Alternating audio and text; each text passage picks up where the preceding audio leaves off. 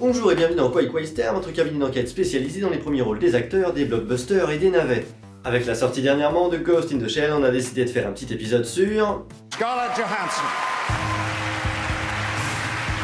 Attends, le nom c'est pas Johansson comme la vieille fille des archives? Avec plus de 40 films à son actif, Scarlett est donc aujourd'hui une star internationale. Elle est célèbre pour avoir joué notamment aux côtés de Bill Murray. Zut, flûte, cacaboudin. Comme tu dis Bill, mais c'était pas dans Ghostbusters, c'était dans Lost in Translation et c'était en 2003. Ça fait une paye. More than this, you know there's nothing. Heureusement, personne chez Quaster ne porte une perruque aussi ridicule. Un jour, mon prince viendra. Archive de Quaster, mademoiselle Johansson, bonjour. Ou bonsoir, oui, je n'ai pas de fenêtre. Oui, à bientôt, monsieur. Scarlett a aussi joué dans Lucy de Luc Besson en 2016, dans un rôle ambitieux et dynamique qui dépasse clairement l'intellect humain. Oui? Maman, Non, c'est Pierre, là. je ressens tout. Hein? Je sens la gravité terrestre. Scarlett? Je sens la rotation de la Terre. Ah! Je me rappelle quand je caressais le chat à la douceur de son poil. Écoute, je sais pas ce que t'as pris, hein, mais serre-moi la même chose, ça a l'air sympa. Je me souviens du goût de ton lait dans ma bouche. Et bien sûr, son rôle brûlant du moment, connu aussi bien des jeunes téléspectateurs que des vieux fans de super-héros, c'est l'agent Romanoff.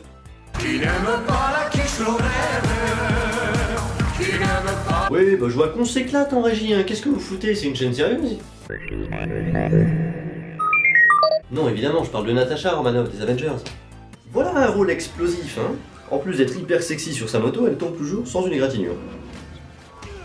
Et puis elle sort plus ou moins avec Hulk, c'est la classe. Oui, bah tu frimeras un petit peu moins quand dans quelques secondes on regardera ce que t'as fait au début de ta carrière. Oula, qu'est-ce qu'il me veut le brocoli? Allez, quoi générique.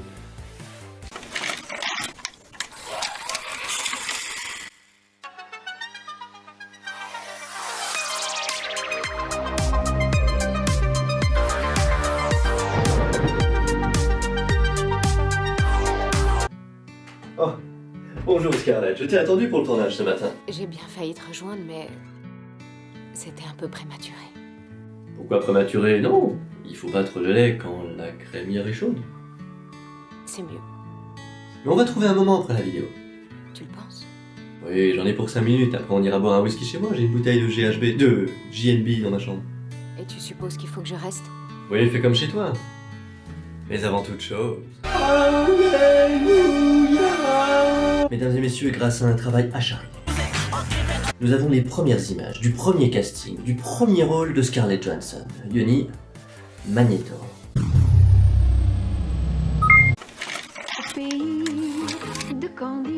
Et je vous présente Miss Tête à claque 1994. Elle fait 1m12, mais te regarde de haut, te donne envie de lui donner un coup de marteau, une pain beige des familles aux cheveux d'or comme on n'en fait plus. Eh non mais regarde bien.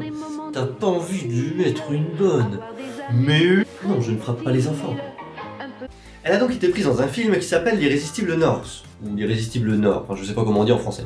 En même temps, on s'en fout. Bref, ça raconte l'histoire de North, un petit garçon joué par Elijah Wood, dont ça n'est pas le premier rôle. Oui, sa première fois à lui, c'était en 1989, dans un autre blockbuster.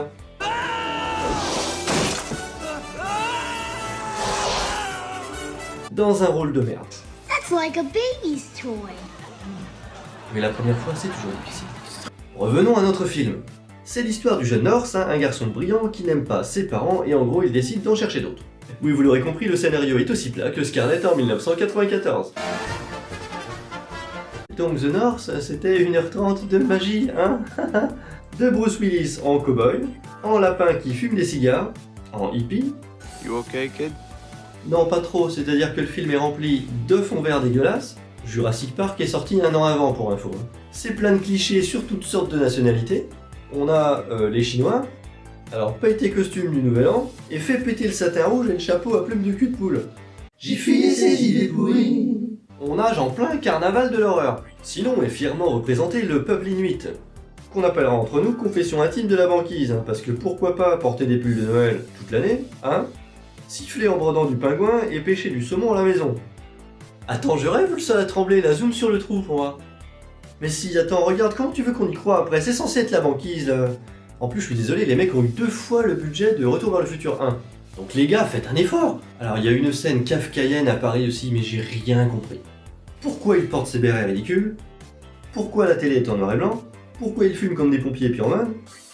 Et c'est qui ce mec là? Il est connu ou quoi? J'ai rien compris.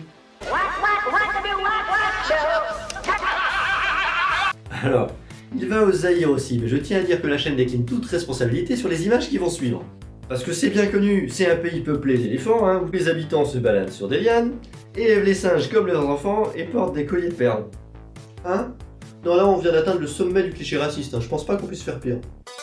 Oh, you touch my tra-la-la. My ding-ding-dong.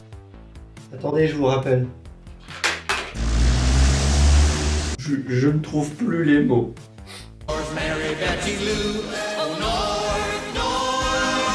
Je me suis fait violer les yeux. Et au bout d'une heure de cette daube, on retrouve Mini Barbie en robe rose, un petit nœud dans le dos. Oh, c'est mignon. Ouais, on est loin des Avengers. Ensuite, on a Mini Barbie à table, je ne sais pas trop où je regarde. À gauche, à droite, non, à gauche, non, tout droit, je sais plus. Et elle termine son premier rôle dans une scène d'une tristesse, dans une robe dégueulasse. Et ça s'est jamais vu au cinéma, mais c'est même le chien qui lui donne la réplique. We're going to miss you too. And so will Oliver. Et pour vous prouver qu'on a fait notre travail jusqu'au bout, et surtout pour vous prouver que les producteurs en avaient rien à carrer de Scarlett Johansson, regardons plutôt son nom au générique. Oui, ils s'en tamponnent tellement qu'ils ont mal orthographié le nom. Voilà, c'était la première fois de Scarlett Johansson. À quoi vous pensez? Si vous êtes sur Facebook, cliquez sur j'aime, c'est important, sinon vous allez louper les prochains épisodes. Et si vous êtes sur YouTube, n'oubliez pas, abonnez-vous. Really unexpected. Oui, alors comme je te disais, j'étais perdu dans l'hyperespace. Oui, attends, bouge pas.